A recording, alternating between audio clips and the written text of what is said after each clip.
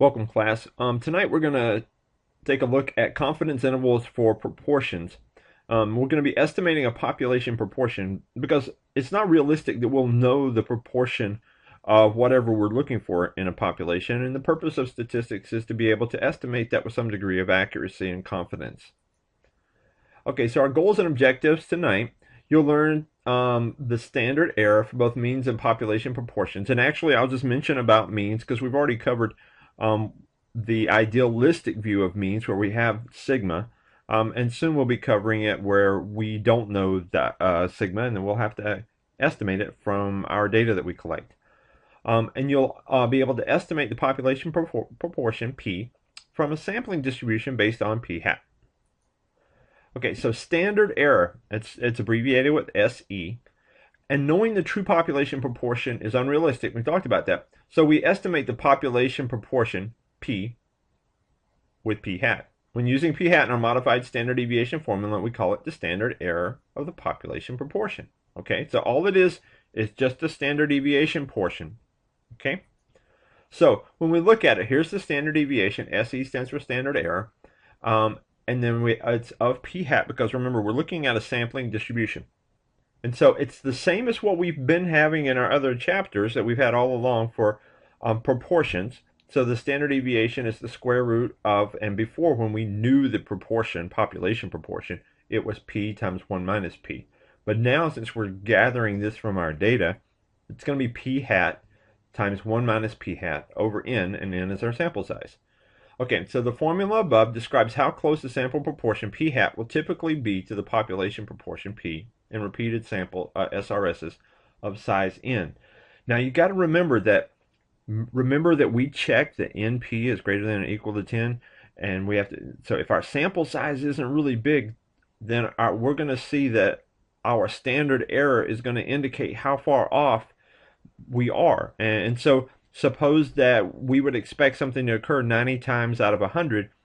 If our sample size is really small, maybe we're only going to it's going to only hit the target 85 times out of 100.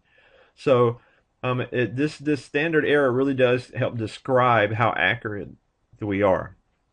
The formal definition: when the standard deviation of a statistic is estimated from the data, the result is called the standard error of the statistic. Now, when we have means, and I'm not going to put this slide up for means because we haven't quite got there yet, but the standard error of the means is just going to be that S sub x that you get from your calculator over the square root of n. We just finished up sigma over n as our modified standard deviation. And so our standard error of the mean, once we get to that, it's just the S sub x we get from our calculator, from our data, over the square root of n. So, and we'll see that very soon. One sample z interval for a population proportion. So this is very much like the x bar plus or minus the z star times sigma over the square root of n that we had last week. But now we're actually going to use the estimate for proportions or percentages that we get from our data. And you're going to calculate that p hat as the number of successes over the number that you have in your particular sample size. So that's not a big deal. We've done that many times. When the conditions are met, all right, and we know the conditions, and we'll talk about those more in just a moment, the C percent, or our C level, our confidence interval for the unknown proportion is, and it's this, P hat plus or minus Z star times the square root of P hat times 1 minus P over square root over N, where Z star is a critical value for the standard normal curve with the C percent or C level of its area between negative Z star and positive Z star. And we've already discussed where the Z stars come from, and they're from the back of the book, from your aid table. You can get those anywhere, and you will deal mainly with 90, 95, and 99%. But occasionally we'll venture out into some of the other stranger Z stars, and I'll give you those values if you don't have a table available. Okay, the conditions. Remember, and this bodes for any of the proportions or percents. This is our step 2, the conditions. Is it random? The data come from a well-designed random sample or randomized experiment. And remember, random does not mean SRS. SRS is our ideal condition. Anything that's SRS is random, but random does not mean SRS. Is the population greater than 10 times the sample size? Now, before we've always been putting pop or spelling out population, but in actuality, we can use a capital N to represent the population number. Okay, is that greater than 10 times lowercase n, which is our sample size? Okay, so let's get used to that. It's easier to write too. And then is n times p hat greater than or equal to 10? And is n times 1 minus p hat greater than or equal to 10? We checked those when we were using p for population proportion.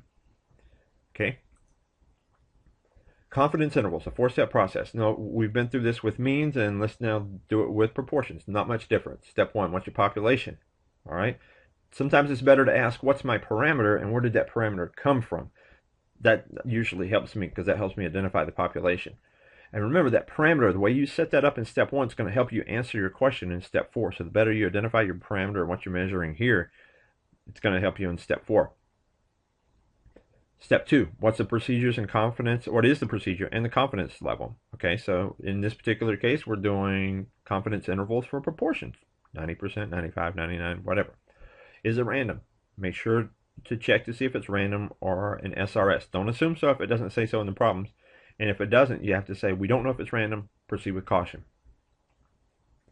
Okay, is n, capital N, greater than 10 times lowercase n? So is a population greater than 10 times the sample size? Remember, we're assessing this so that we can determine if we can use the standard deviation or that modified formula. Okay, and then n times p hat is greater than 10, and n times 1 minus p hat is greater than or equal to 10. And we use that to see if we can assume normality. Okay, and once we have those out of the way, then next thing, calculate your interval. And I'll show you how to do that in just a moment. And I'll also show you later on this week how to do it with your calculator. And then interpret your interval in context of the problem. You guys did a really great job last week on interpreting your answers. Just make sure that we state our interval.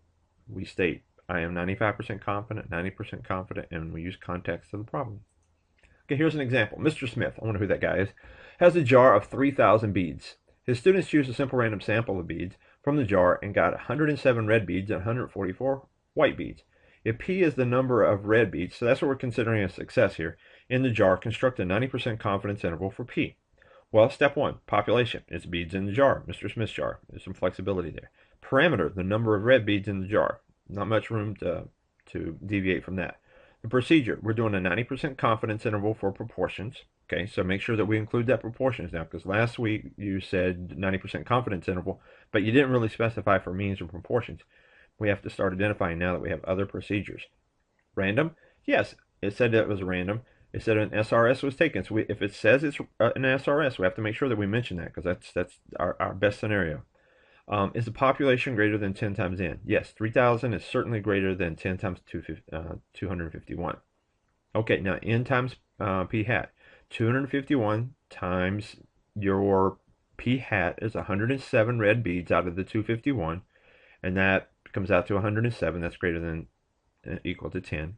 And then n times 1 minus p hat, that's 251 times 1 minus 107 over 251.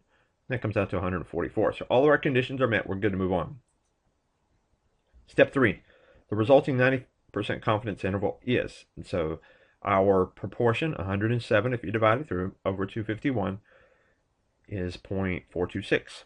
Plus or minus, where did I get that 1.645 from? Okay, that's my z-star. If you know z-star for 90%, that's 1.645 times the square root of p times 1 minus p over n. So that's 0.426 times 1 minus 0.426 over 251. Take that square root.